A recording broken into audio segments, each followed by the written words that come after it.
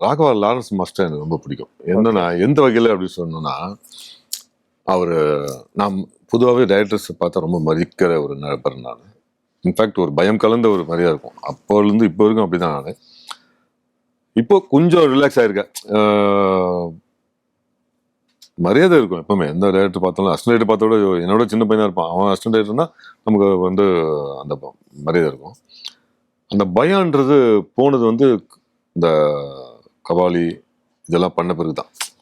ஒரு 10 வருஷத்துக்கு முன்னாடி. ஆமா, 10 வருஷம் முன்னாடி இருக்கான்.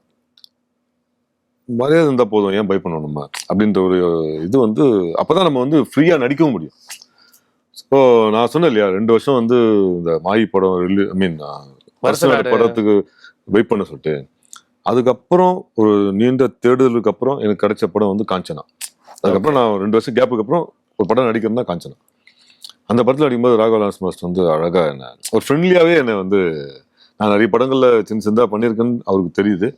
நமக்கு ஏதாச்சும் நல்லா பண்ணணுங்கிற ஒரு நல்ல எண்ணத்துல எனக்கு வந்து அந்த கேரக்டர் எனக்கு கொடுத்தாரு. அந்த படத்துல அந்த பேய் வந்து 3 பேரை சாவடிக்கும். அதுல 2வது ஆள் நான். அந்த ஹோட்டல் லாபில வந்து அந்த பொண்ணோட வரும்போது பேய் வந்து அந்த பேய் இது பண்ணுவோம், கீழே வந்து இது பண்ணுவோம்.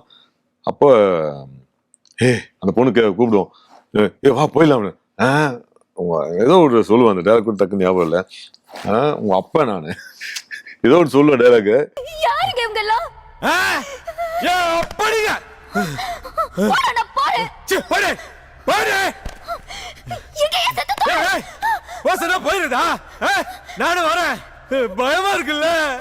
அந்த டைலாக் வந்து அழகா சொல்லி நடிச்சு காமிச்சது வந்து ராகவா லாரன்ஸ் மாஸ்டர். சரி, நம்ம அதுக்கு முன்னாடி வந்து சின்ன சின்னதா பேசியிருப்போம் டைலாக். இதுல வந்து பெர்ஃபார்மன்ஸ் பண்ணணும். அதுல இந்த காட்சியில அது எப்படி பண்ணணுங்கிறத அவர் அப்படியே நடிச்சு காமிச்சாரு. உங்க அப்பனுங்க, உங்க அப்பன் அப்படின்னு சொல்லிட்டு அந்த ஃபுல் டைலாக் பேசி நடிச்சு காமிச்சாரு. அதை அப்படியே பண்ண நான் அதுல அந்த படத்துல அவரு நடிச்சு காமிச்சது அப்படியே பண்ணனால்தான் குழந்தைங்கள்ல இருந்து பெரியவங்க வரைக்கும் அந்த காட்சி வந்து செம்ம ரீச் ஆகுது.